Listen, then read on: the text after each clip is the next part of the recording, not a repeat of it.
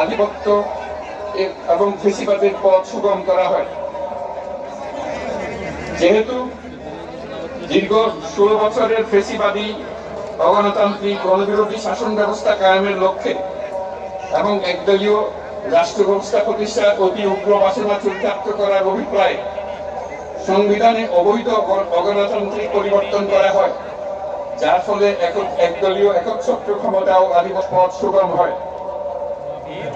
এবং যেহেতু আওয়ামী লীগ সরকারের দুঃশাসন, গুম খুন, আইন বহির্ভূত হত্যাকাণ্ড, মত প্রকাশের স্বাধীনতা হরণ এবং একদলীয় স্বার্থে সংবিধান সংশোধন ও পরিবর্তন বাংলাদেশের সকল রাষ্ট্রীয় সাংবিধানিক প্রতিষ্ঠানসমূহকে ধ্বংস করে। এবং যেহেতু হাসিনা সরকারের আমলে তারই নেতৃত্বে একটি চরম গণবিরোধী, একতান্ত্রিক ও মানবাধিকার হরণকারী শক্তি বাংলাদেশকে একটি ফেসিবাদী, মাফিয়া এবং ব্যর্থ রাষ্ট্রের রূপ দিয়ে আন্তর্জাতিকভাবে বাংলাদেশের ভাবমূর্তি ক্ষুণ্ণ করে।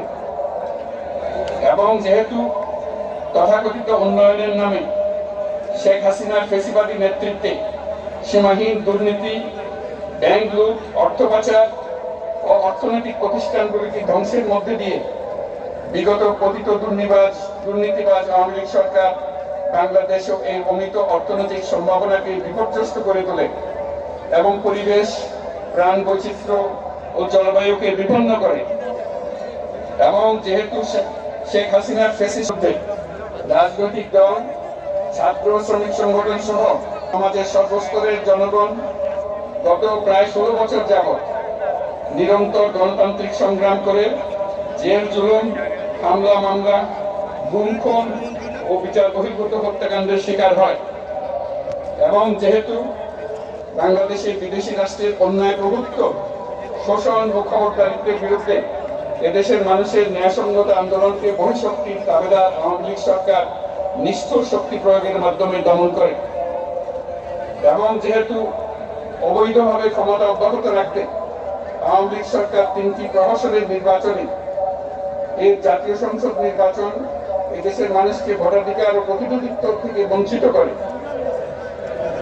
যেহেতু আওয়ামী লীগ আমলে ভিন্ন মতের রাজনৈতিক নেতাকর্মী, শিক্ষার্থী, তরুণদের নিষ্ঠুরভাবে নির্যাতন করা হয় এবং সরকারি চাকুরিতে একচেটিয়া দলীয় নিয়োগ এবং কোটাভিত্তিক বৈষম্যের কারণে ছাত্র, চাকুরি প্রার্থী, নাগরিকদের মধ্যে চরম ক্ষোভের জন্ম হয়।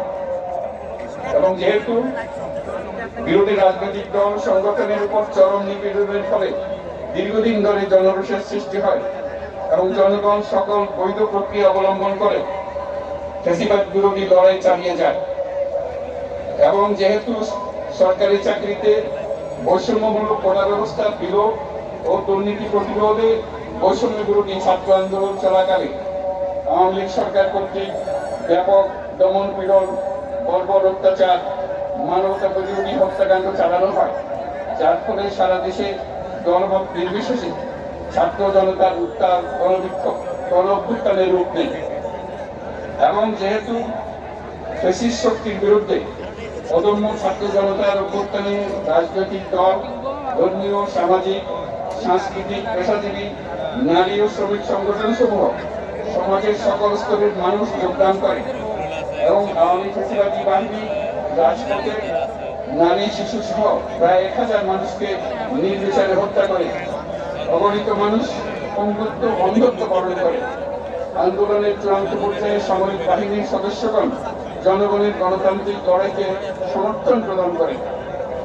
এবং যেহেতু অবৈধ শেখ হাসিনা সরকার পতন, ফ্যাসিবাদী ব্যবস্থার বিলোপ এবং নতুন রাজনৈতিক বন্দোবস্তের লক্ষ্যে বৈষম্য বিরোধী ছাত্র আন্দোলনের ডাকে জনগণ অসহযোগ আন্দোলন শুরু করে।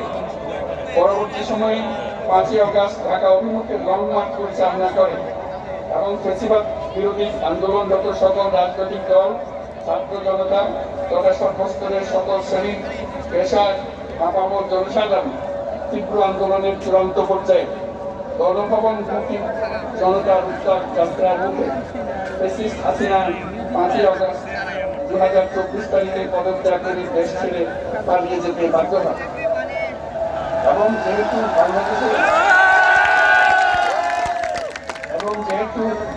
বাংলাদেশের রাজনৈতিক ও সাংবিধানিক সংকট মোকাবেলা গণঅভ্যুত্থানের মধ্য দিয়ে ব্যক্ত জনগণের সার্বভৌমত্বের প্রত্যয় ও প্রয়োগ রাজনৈতিক ও আইনি উভয় দিক থেকে যুক্তিসঙ্গত, বৈধ ও আন্তর্জাতিকভাবে স্বীকৃত এবং যেহেতু জনগণের দাবি অনুযায়ী এরপর অবৈধ দ্বাদশ জাতীয় সংসদ ভেঙে দেওয়া হয় এবং সংবিধানের 106 অনুচ্ছেদ অনুসারে সুপ্রিম কোর্টের মতামতের আলোকে সাংবিধানিকভাবে ডক্টর মোহাম্মদ ইউনূসের নেতৃত্বে 8ই আগস্ট 2024 তারিখে একটি অন্তর্বর্তীকালীন সরকার গঠন করা হয়।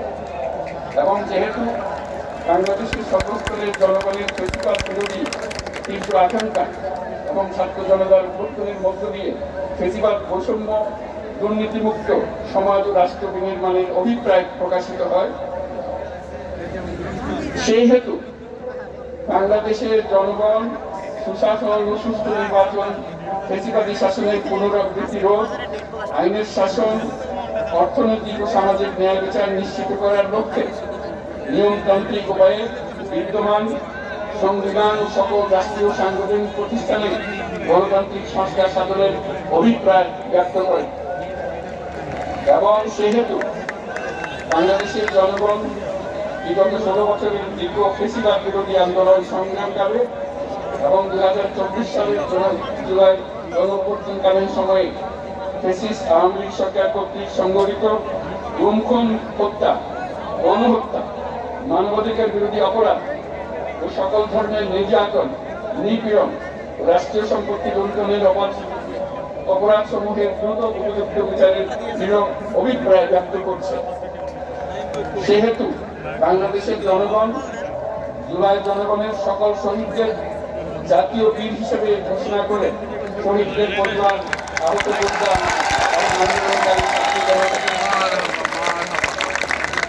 প্রয়োজনীয় সকল আইনি সুরক্ষা দেওয়ার অভিপ্রায় ব্যক্ত করেছে। এবং সেহেতু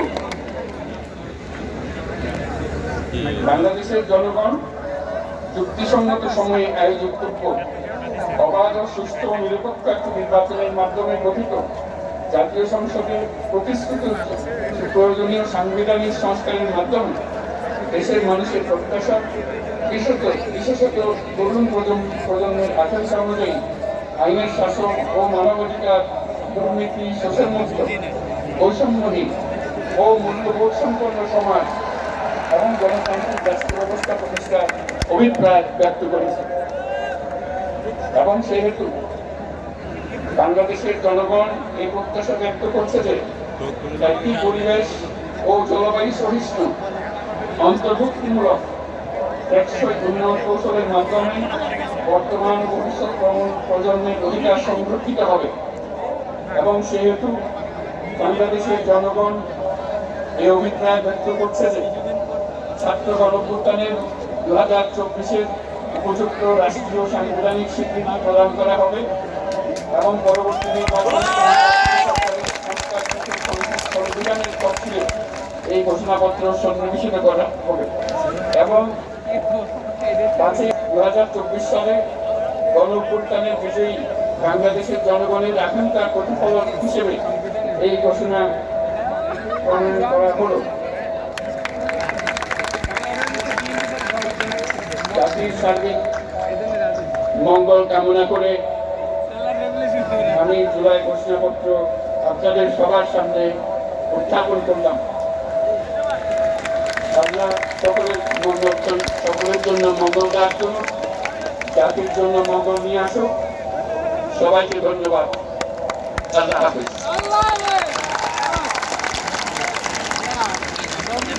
সম্মানিত সুধীবৃন্দ, ঐতিহাসিক জুলাই ঘোষণাপত্র পাঠ শেষ হল। রাজনৈতিক নেতৃবৃন্দ সহ উপস্থিত সকলকে আন্তরিক ধন্যবাদ।